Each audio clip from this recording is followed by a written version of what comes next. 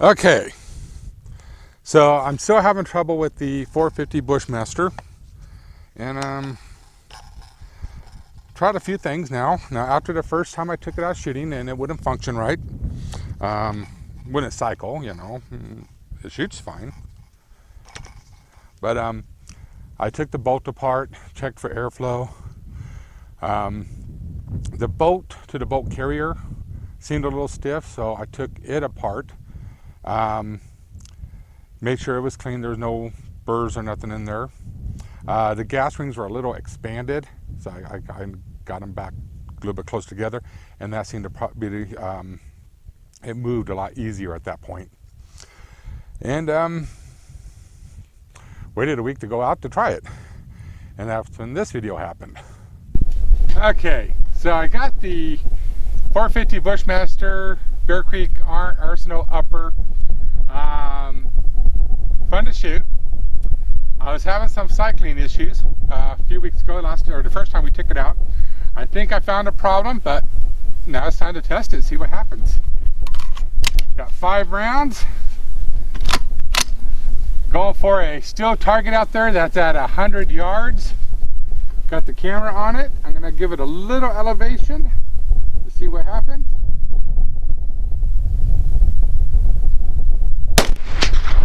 Oh, I didn't need to hit elevation. Yeah, still didn't cycle. I'm still going to have to work that out, I think. So you can see it still wasn't functioning. Got home that night, and it was later the night before I got around to getting the stuff on the computer, and somebody had left a comment about the buffers, that I need a heavier buffer, a 5-ounce buffer. So when I got around to it, I did some exploring on the internet that night, and one of the things I found which surprised me, was the 450 Bushmaster only has a chamber pressure of 38,000 psi, whereas a standard 223 is about 55,000 psi, which kind of shocked me. I'm like, okay, you'd think it'd be just as much or more, but it wasn't. So the next day I got checking the buffers, and the Bushmaster that I normally shoot this with, my girlfriend's lower, it has this buffer in it, which is the rifle buffer, and it's already over 5 ounces.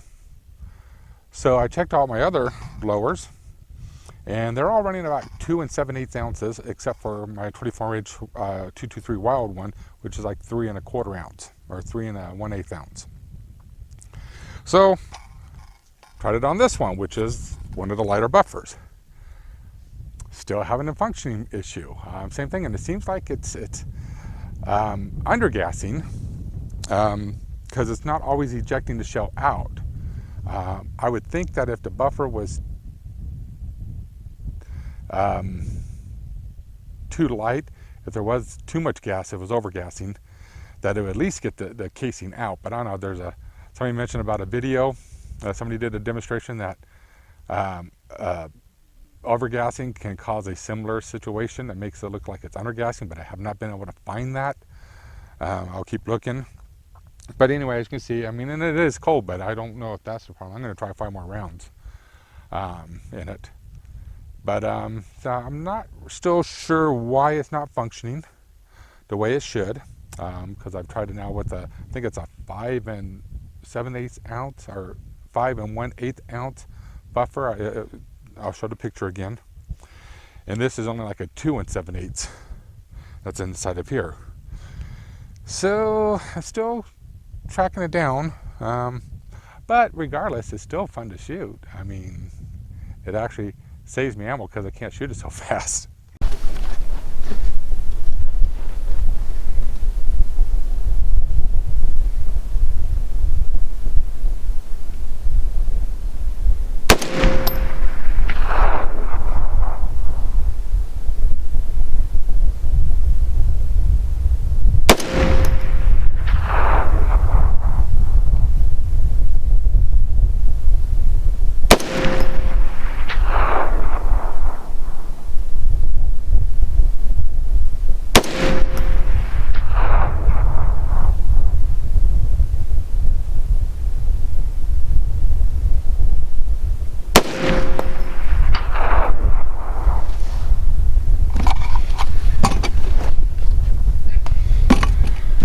Alright everybody, I finally got the 450 Bushmaster operating. I'm going to run this video of all the stuff I've been doing to it. But basically, after the first time it jammed, I took the bolt apart, cleaned it up. The only thing I found with the bolt was that the gas rings were like expanded a little bit. I took them off gently, squeezed them back together, put them back on, tried it, still failed. Then I took it apart. I took the whole front end off, took the gas block off, checked for any obstructions, anything clogging that up. Nothing. Put a little gasket sealer just in case around it, you know, make sure the hole was still there. That did not help. So by the time I got back from that one, I already had a couple comments saying I needed a heavier buffer. The buffer in this one is 5 1/4 ounces, and it was the heaviest one I had. But I had also tried, and I got the video, where I was using the lower for my 300 blackout, which has the buffer is 2 7/8 ounces. It still didn't function with that one. So the last time I took it out, I actually took out this one and my 300 lower, but I took another buffer from one of my other guns and removed the weights out of it. So it was less than 2 ounces. I got a photo of it. I'm going to put it in here. Anyway, but I started having to think, because some people were saying it was overgassed, other people were saying it's undergassed. So I thought, well, I need to diagnose it, and I forgot, well, I got the GoPro Hero 9. I can take 200 frames per second. So I did that, and that's this video.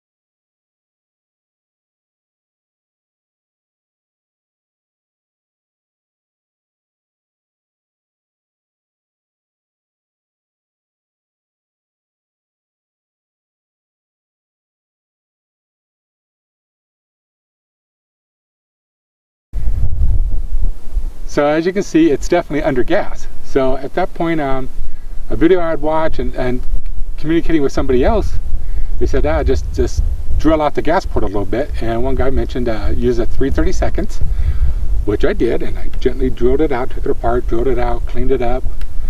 And as you can see, it's functioning right. I did tests with the slow-mo video, and it looked what I can see on that, because I can't slow it down anymore right now out here in the field. I'm going to have to wait till I get onto the computer.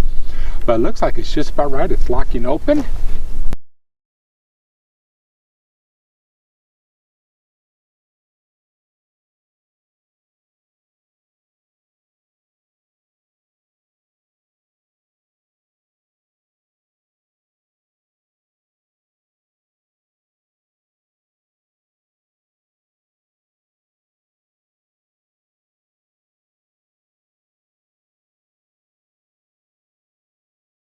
As you can see, it locked open on that last round. It ejected all 5 rounds. So I think the problem was solved. It was undergassed. And now it's fine. Now, the shooting I was just doing, you know, this thing is only sighted in at 50 yards, and I'm shooting at 300 at a steel plate that's 8 inches by 7 inches. And as you can see, I was getting damn close to it. That wasn't too bad for my first time at 300 yards with this rifle. So, will I keep shooting at 300 yards? Probably not. I want to get closer and shoot more rocks, because I like watching the rocks explode with this thing. What rock? I don't see no rock. And that was a big rock. Was? It blew that puppy apart. It scattered to pieces, so I felt some come back towards me. Anyway, hopefully this whole video gets together, and but yeah, my problem is solved, and now I'm moving on to the next problems. Thanks.